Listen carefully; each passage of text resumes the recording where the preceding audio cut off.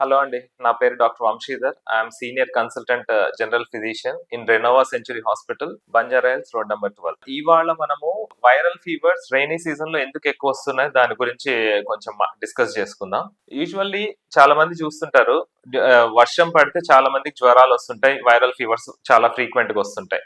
ఎందుకు అంటే వర్షం వల్ల ఎయిర్ లో హ్యూమిడిటీ ఎక్కువ ఉంటుంది అండ్ ఎయిర్ బాండ్ ట్రాన్స్మిషన్ ఎక్కువ ఉంటుంది. అంటే ఎవరైనా ఒక పర్సన్ ఒక రూమ్ లో స్నీజ్ గానీ లేకపోతే తుమ్మడం గానీ దగ్గడం గానీ చేశారంటే ఇమీడియట్లీ వాళ్ళ నుంచి వైరస్ ఇట్లా గాలిలో వేరే వాళ్ళకి ఈజీగా స్ప్రెడ్ అవుతుంది. సో హ్యూమిడిటీ వల్ల రైనీ సీజన్ లో చాలా వైరల్ ఫీవర్స్ ఈజీగా ట్రాన్స్మిట్ అవుతుంది.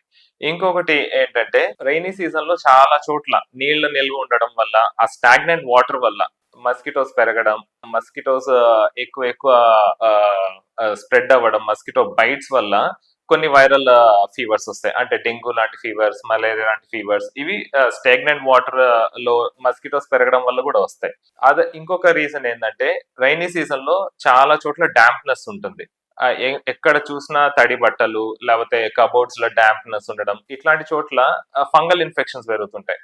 సో ఫంగల్ మౌల్డ్స్ అన్ని పెరగడం వల్ల ఫంగల్ స్పోర్ స్ప్రెడ్ అవుతుంటాయి మన ఇళ్లలో. దాని వల్ల కూడా చాలా మందికి అలర్జీస్, బ్రాంకైటిస్, ఫంగల్ ఇన్ఫెక్షన్స్ కూడా వస్తుంటాయి. అండ్ రైనీ సీజన్ లో చాలా మందికి ఇమ్యూనిటీ తగ్గుతుంది. ఎందుకంటే సమ్మర్ లో ఒకలాగా ఉంటుంది క్లైమేట్, సడన్లీ రైనీ సీజన్ రావడం వల్ల due to this drastic weather change బాడీలో ఇమ్యూనిటీ తగ్గిపోతుంది. ఇమ్యూనిటీ తగ్గడం వల్ల ఏ చిన్న ఇన్ఫెక్షన్ అయినా పెరిగి చాలా సీరియస్ కాంప్లికేషన్ లాగా అవుతుంటది.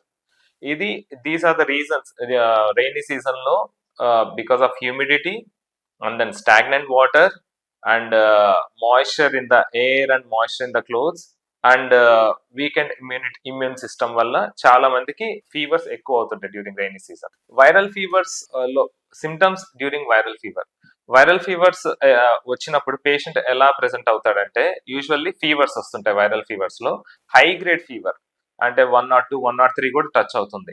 ఫీవర్ తో పాటు severe headaches, body aches, chills కూడా వస్తుంటాయి. కొంతమందికి ర్యాష్ కూడా వస్తుంటది. చాలా మంది డెంగ్యూ పేషెంట్స్ గమనించుంటారు, రెడ్ కలర్ ర్యాష్ ఒళ్ళు మొత్తం వచ్చి ఉంటది, దాంట్లో దురదలు కూడా వస్తాయి. కొంతమందికి వైరల్ ఫీవర్స్ లో డయేరియా వస్తుంటది, వామిటింగ్ వస్తుంటుంది, కొంతమందికి సోర్ థ్రోట్ కూడా వస్తుంటది. So viral fevers it can present in different forms.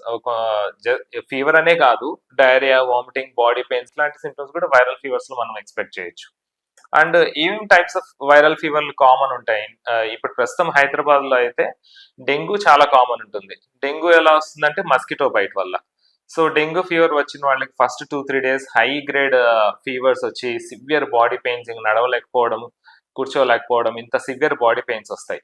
So first 2 days fever తగ్గిపోయాక చాలా మంది అనుకుంటారు నాకు ఫీవర్ తగ్గిపోయింది, ఏం కాలేదని. ఆ ఫీవర్ తగ్గిపోయిన తర్వాత నుంచి చాలా మందికి ప్లేట్లెట్స్ తగ్గడం స్టార్ట్ అవుతాయి. సో ఎవరికన్నా ఫీవర్ వస్తే ఫస్ట్ థింగ్ డాక్టర్ దగ్గరికి వెళ్ళడము, లేదంటే బ్లడ్ టెస్ట్ చేయించుకోవడము. డెంగ్యూ అనేది రూల్ అవుట్ చేసుకోవాలి. సో డెంగ్యూలో డేంజరస్ పార్ట్ ఏంటంటే స్టార్టింగ్ లో ఫీవర్ తగ్గిపోయినా ప్లేట్లెట్స్ తగ్గిపోతాయి, అది చాలా మంది గమనించరు.